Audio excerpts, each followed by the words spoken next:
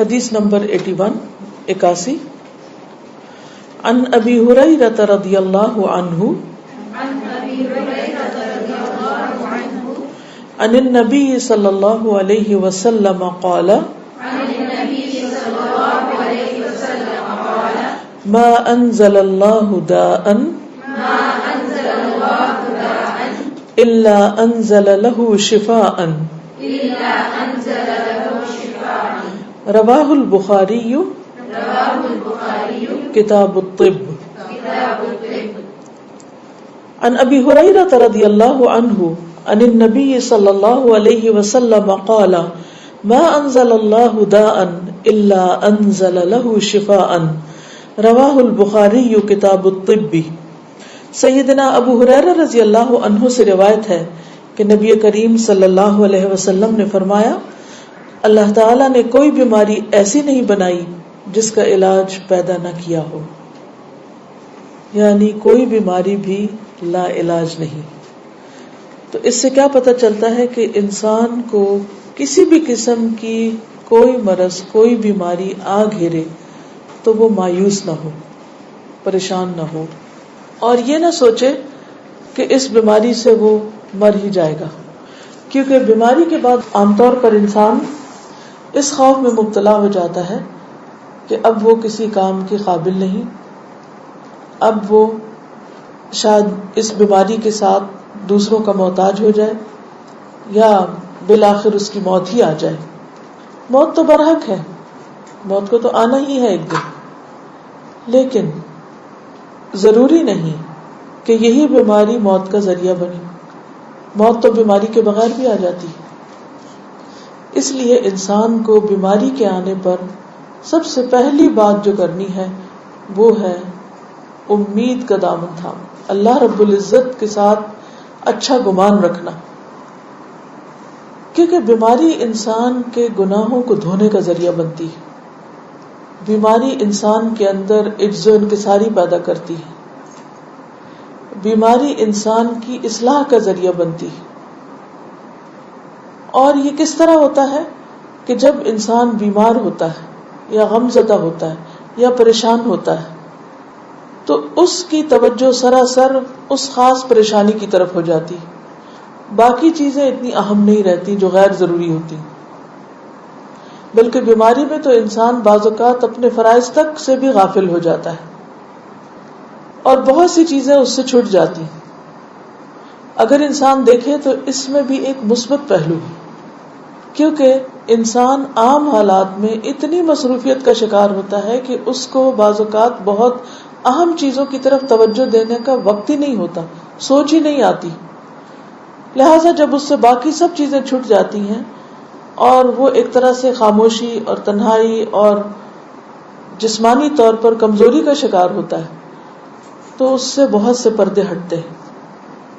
اسے اپنی حقیقت کا پتہ چلتا ہے، اسے اپنی آخرت کے بارے میں سوچ آتی کہ میرا انجام کیا ہوگا، میرے ساتھ کیا معاملہ ہوگا، کل میرا کیا بنے گا جب سب میرا ساتھ چھوڑ جائیں گے، حتیٰ کہ میرا اپنا جسم بھی میرا نہیں رہے گا، کیونکہ قیامت کے دن انسان کا جسم بھی انسان کے خلاف گواہی دے گا. یہ سوچ عام دنوں میں نہیں آ سکتی. انسان ایسی چیزوں کے بارے میں سوچتا ہی نہیں، کیونکہ جب تک جسمانی طور پر وہ طاقتور ہوتا ہے، باہمت ہوتا ہے، وہ سمجھتا ہے وہ سب کچھ کر سکتا ہے، اس کے لیے کچھ مشکل نہیں، ہر چیز اس کے قابو میں ہے، کنٹرول میں ہے، ہر چیز اس کی اپنی ہے. لیکن جب بیمار ہوتا ہے تو پھر آہستہ آہستہ اس کو اندازہ ہوتا ہے کہ اس کا یہ خیال غلط تھا، اس کی یہ سوچ درست نہ تھی. اس لیے بیماری تطہیر کا ذریعہ بنتی، صفائی کا ذریعہ بنتی. بعض اوقات جسمانی بیماری روحانی صحت کا ذریعہ بنتی، کیونکہ بیماری میں انسان کے گناہ بھی دھلتے ہیں، چھوٹی بیماری ہو یا بڑی ہو. جیسے ایک موقع پر نبی صلی اللہ علیہ وسلم نے ایک خاتون کو دیکھا جسے بخار تھا، وہ بخار کو برا بھلا کہہ رہی تھی، تو آپ نے فرمایا کہ تم اس کو برا بھلا نہ کہو. مومن کے گناہ بیماری میں اس طرح جھڑتے ہیں جیسے خزاں میں درخت سے پتے جھڑ جاتے ہیں. حتیٰ کہ مومن جب اللہ سے ملاقات کرتا ہے یعنی بیماری کے بعد جب فوت ہوتا ہے تو وہ اس حال میں اللہ سے ملتا ہے کہ وہ بالکل پاک صاف ہو چکا ہوتا ہے، یعنی اس کے جسم پر ایک بھی گناہ باقی نہیں ہوتا، بالکل صاف ستھرا.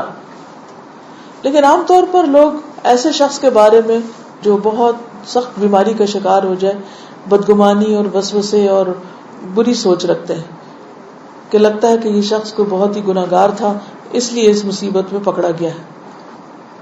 حالانکہ مومن کے لیے وہی بیماری باعث رحمت ہوتی، وہ قطرہ قطرہ دھل رہا ہوتا ہے، اور پھر وہ تکلیف اگر وہ اس پر صبر کرے تو آخرت کے اجر اور درجوں کی بلندی کا ذریعہ بن رہا ہوتا ہے.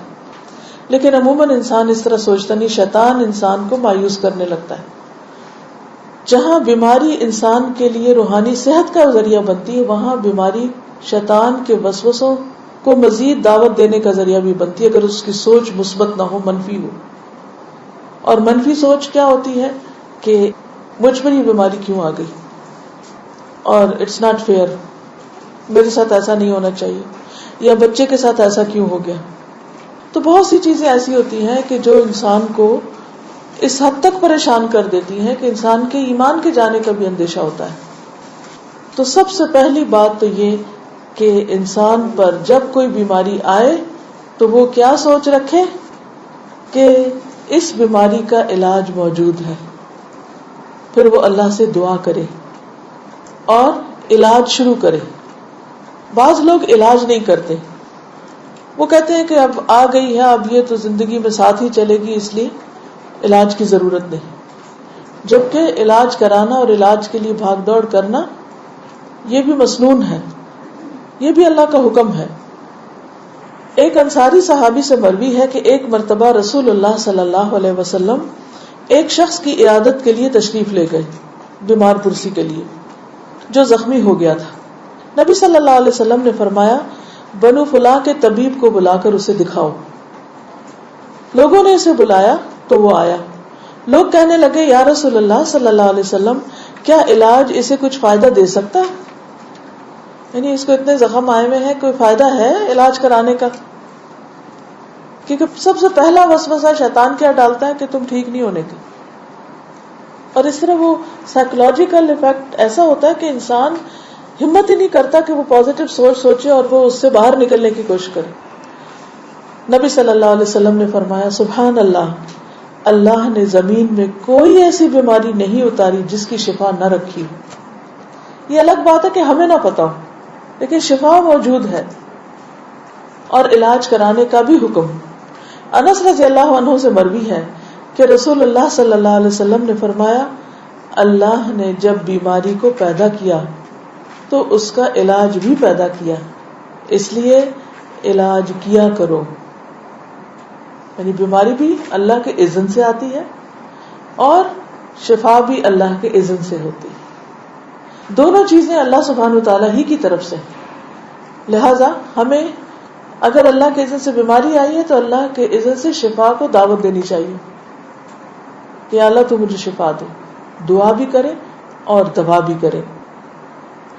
اسامہ رضی اللہ عنہ سے مروی ہے کہ ایک مرتبہ نبی صلی اللہ علیہ وسلم نے فرمایا عباد اللہ، اے اللہ کے بندو، علاج کیا کرو، علاج کیا کرو، کیونکہ اللہ تعالیٰ نے کوئی بیماری ایسی نہیں رکھی جس کا علاج نہ رکھا ہو سوائے موت اور بڑھاپے کے. یعنی بڑھاپے کے بعد انسان جوان نہیں ہو سکتا، وہ پہلے والی طاقت نہیں آ سکتی، اور موت تو موت ہے، وہ تو آنی ہی ہے، چاہے کوئی صحت مند ہو یا بیمار ہو. لیکن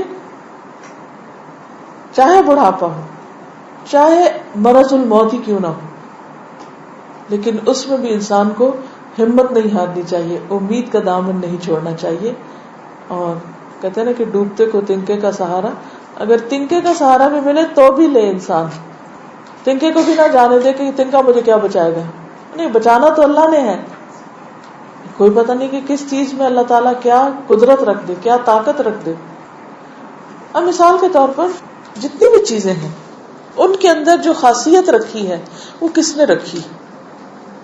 مثلا میٹھا ہے، کوئی بھی چیز جیسے میٹھی ہوتی، کھجور ہے، کھجور کے اندر اس کا ذائقہ کس نے رکھا ہے؟ اس کی خوشبو کس نے؟ تو زمین سے نکلتی ہے، مٹی سے. اور اگر اس کا درخت دیکھا جائے تو بھی عجیب و غریب قسم کا ہوتا ہے. اگر آپ اس کو کھولتے جائیں تو یوں لگتا ہے کہ جیسے چند پیسز جگسو کٹھی کر کے کسی نے جوڑ دی، یا بلاکس کسی نے ایک دوسرے کے اوپر رکھ دیے. اور پھر پتے بھی آپ دیکھیں خاص سٹائل کے ہوتے ہیں کہ اس میں بہت ویرائٹی نہیں ہوتی، اور ایک بہت کمپوزڈ سا درخت ہوتا ہے، اور ایک مخصوص حصے پر اس کا پھل لگتا ہے، ٹہنیوں پہ نہیں لگتا، تنے کے اندر سے ہی نکلتا ہے. دوسرے درختوں پہ آپ دیکھیں کہ ٹہنیوں اور پتوں کے بیچ میں پھل ہوتے ہیں. لیکن عجیب و غریب تاثیر اللہ نے اس میں رکھی. اور دنیا میں 6000 سے زیادہ قسم کی کھجوریں ہیں، 6000 سے زائد اقسام ہیں، اور مختلف علاقوں میں مختلف طرح کی تاثیر ان کی پائی جاتی. اللہ نے بہترین غذا پیدا کی اور اس کے اندر شفا بھی اللہ نے ڈالی. اب جس رب نے ذائقہ اس کے اندر ڈالا ہے، خوشبو، اس کی شکل، اس کا رنگ، اسی رب نے اس کے اندر شفا کی تاثیر ڈالی. وہ رب چاہے تو کسی بھی چیز کے اندر ہمارے لیے شفا کی تاثیر رکھ سکتا ہے، اور وہ چیز ہمارے لیے فائدہ مند ہو سکتی. اور انسان سوچتا ہے کہ ہے یہ کیا ہوا، اتنی معمولی سی چیز اور اس میں اتنا فائدہ. کیونکہ بعض اوقات بڑے بڑے امراض کی دوا بہت معمولی سی چیز ہوتی، چھوٹی سی چیز میں انسان کے لیے شفا رکھ دی جاتی ہے، جس کو وہ حقیر سمجھ رہا ہوتا ہے، جس کو وہ سوچتا ہے کہ اس کا کیا فائدہ. مثلا میرے آپ جیسے لوگ اگر جنگل میں جائیں اور طرح طرح کی بوٹیاں دیکھیں تو ہمیں تو کوئی پہچان نہیں، نہ سمجھ، ہم ہربس کو بھی شربس سمجھ کے تو ایسے اگنور کر دیں گے. لیکن جو جاننے والے ہوتے ہیں انہوں نے ایک ایک چیز کو ٹیسٹ کیا ہوتا ہے، آزمایا ہوتا ہے. ایک ٹہنی جو ہمارے لیے بالکل ایک بیکار سی چیز ہے، لا علمی اور جہالت کی وجہ سے ہم اس کو بیکار سمجھ رہے ہوتے ہیں، اسی کے اندر اللہ نے شفا رکھی ہوئی ہوتی، لیکن ہمیں پتہ نہیں ہوتا. تو شفا دینا اللہ کا کام ہوتا ہے، بندوں کا نہیں ہے. ایون اگر آپ ڈاکٹر کے پاس بھی جائیں تو اس کے دل میں بھی اللہ ہی ڈالے گا تو صحیح دوا آپ کے لیے تجویز کرے گا. تو ان سے بھی بدگمان نہیں ہونا چاہیے. مثلا آپ 10 ڈاکٹرز کے پاس جا چکے ہیں اور آپ کو کوئی فائدہ نہیں، تو آپ 11ویں کے پاس نہیں جاتے، آپ کہتے ہیں کوئی فائدہ نہیں، بہت آزما لیے، ایسے ہی ٹھیک ہے. نہیں، ہو سکتا ہے وہ 11ویں کے پاس اللہ نے رکھی ہو وہ کوئی چیز آپ کے لیے. تو اس لیے حکم کیا ہے کہ علاج کرتے رہو. اللہ نے کوئی بیماری ایسی نہیں رکھی جس کا علاج نہ رکھا ہو سوائے موت اور بڑھاپے کی. اسی طرح معالج کو دکھانا چاہیے.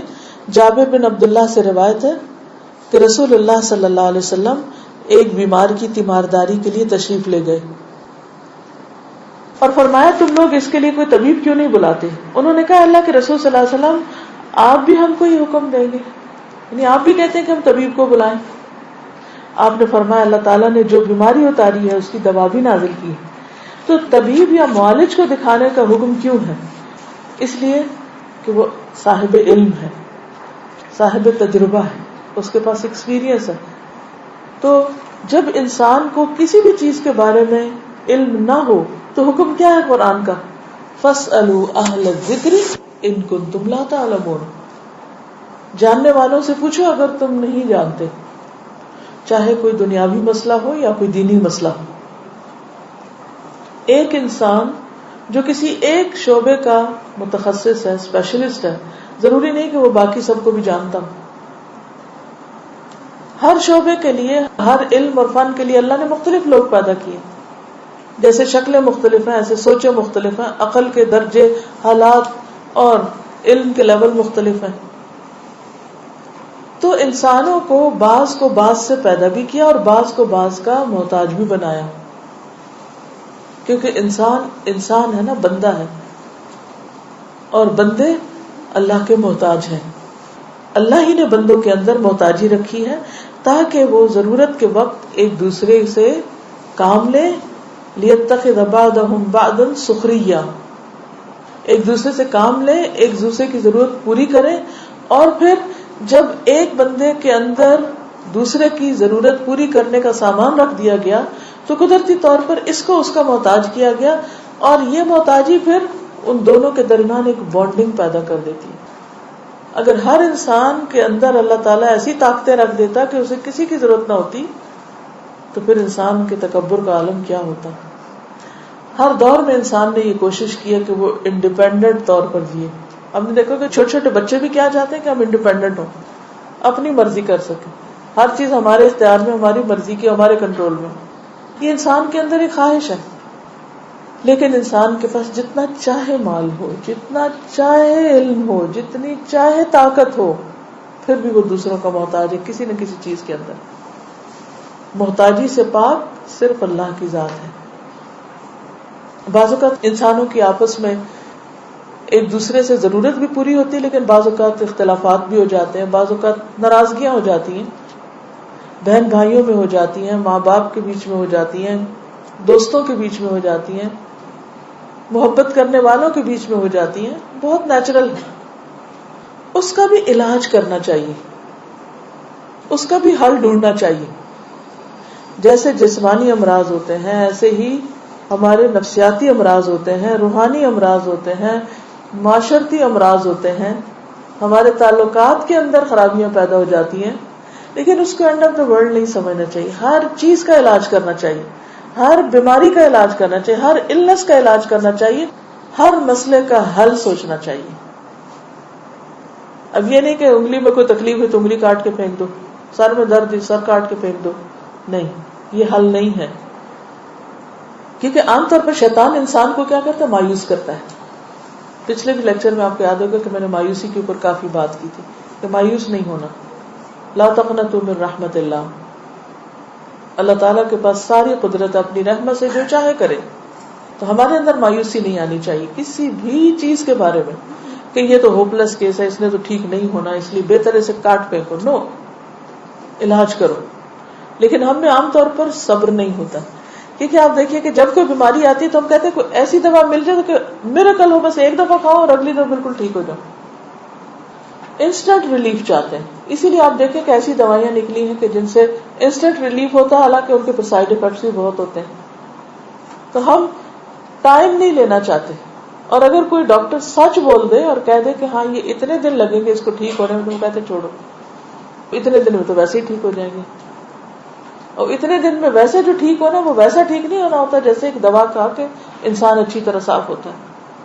تو جب کوئی زخم ہوتا ہے اس کو مندمل ہونے میں ٹائم لگتا ہے, چاہے وہ جسم کا زخم ہو, چاہے وہ روح کا زخم ہو, چاہے وہ ہمارے جذباتی کوئی دھچکا ہو, کوئی حادثہ ہو, کوئی ہمارے اندر کسی قسم کی کوئی پریشانی ہو, کوئی ذہنی پریشانی ہو. ہر چیز کو وقت لگتا ہے. ٹائم کے ساتھ ساتھ بہت سی چیزیں ہیل ہو جاتی ہیں, اس لیے ہر چیز کو ٹائم دینا چاہیے. بیماری کو بھی ٹائم دینا چاہیے, لیکن ٹائم دینے کا مطلب نہیں کہ علاج نہ کریں, علاج ساتھ ہونا چاہیے. تعلقات میں اگر خرابی اور بیماری کوئی پیدا ہوگی تو اس کو بھی ٹائم دینا چاہیے, لیکن تعلقات کاٹ کے نہیں رکھ دینے چاہیے. یہ بہت ہی اہم اور بہت ضروری چیز ہے. تو سب سے پہلی چیز کیا ہے کہ انسان اللہ پر توکل کرے, اللہ پر بھروسہ کرے. ڈاکٹر پر بھروسہ نہیں, اپنی عقل پہ بھروسہ نہیں, اور چیزوں پر نہیں, اللہ کی ذات پر بھروسہ. حضرت ابراہیم علیہ السلام نے کیا کہا تھا, وَإِذَا مَرِضْتُ فَهُوَ يَشْفِينِ. جب میں بیمار ہوتا ہوں تو وہ مجھے شفا دیتا ہے. گویا شفا کس کے ہاتھ میں ہے, اللہ کے ہاتھ میں ہے. حضرت ایوب علیہ السلام نے کیا کہا تھا, وَأَيُّوبَ إِذْ نَادَى رَبَّهُ أَنِّي مَسَّنِيَ الضُّرُّ وَأَنْتَ أَرْحَمُ الرَّاحِمِينَ. اور ایوب نے جب اپنے رب کو پکارا کہ مجھے بیماری لگ گئی ہے اور تو سب رحم کرنے والوں سے بڑھ کر رحم کرنے والا ہے, یعنی میں بیمار ہوں اور تو مہربان ہے, تو اپنی رحمت کے ساتھ میری تکلیف دور کر دے. تو یہ کیا تھا, ان کا توکل تھا اپنے رب پر, اپنے رب کو پکارا. تو بیماری میں سب سے پہلے اللہ ہی کو پکارنا چاہیے, اسی پر بھروسہ کرنا چاہیے. ایک حدیث میں آتا ہے, ابن عباس نے بیان کیا کہ رسول اللہ صلی اللہ علیہ وسلم نے فرمایا, میرے سامنے تمام امتیں پیش کی گئی, ایک ایک دو دو نبی اور ان کے ساتھ ان کے ماننے والے گزرتے رہے, یعنی سب آ رہے تھے. جیسے مارچ پاسٹ ہوتا نا, تو وہ جو بادشاہ ہوتے ہیں ان کے سامنے سے ایک دستہ گزرتا ہے, دوسرا گزرتا ہے, تیسرا گزرتا ہے. تو اسی طرح نبی صلی اللہ علیہ وسلم کو یہ ایک کیفیت دکھائی گئی, آپ کے سامنے سے لوگ گزر رہے تھے. بعض نبی ایسے بھی تھے جن کے ساتھ کوئی بھی نہیں تھا, ایک شخص بھی ایمان نہیں لایا. آخر میرے سامنے ایک بڑی بھاری جماعت آئی. میں نے پوچھا یہ کون ہے؟ کیا یہ میری امت کے لوگ ہیں؟ کہا گیا کہ یہ موسیٰ علیہ السلام اور ان کی قوم ہے. پھر کہا گیا کہ کناروں کی طرف دیکھو. میں نے دیکھا کہ ایک بہت ہی عظیم جماعت ہے جو کناروں پہ چھائی ہوئی ہے. پھر مجھ سے کہا گیا کہ ادھر دیکھو ادھر دیکھو.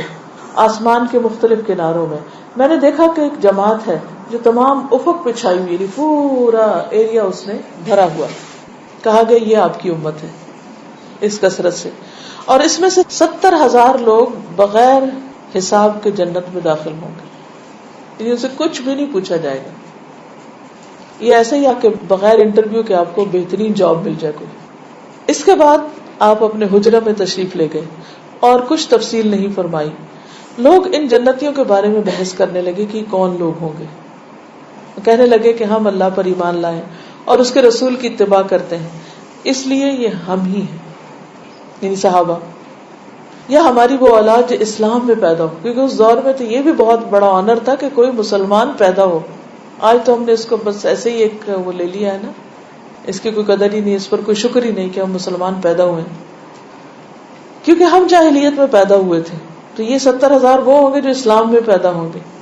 یہ باتیں جب آپ کو معلوم ہوئی تو آپ باہر تشریف لائے اور فرمایا یہ وہ لوگ ہوں گے جو کسی سے دم نہیں کراتے، فال نہیں دیکھتے اور داغ کا علاج نہیں کرواتے، یعنی آگ سے جو علاج ہوتا ہے، بلکہ اپنے رب پر بھروسہ کرتے ہیں.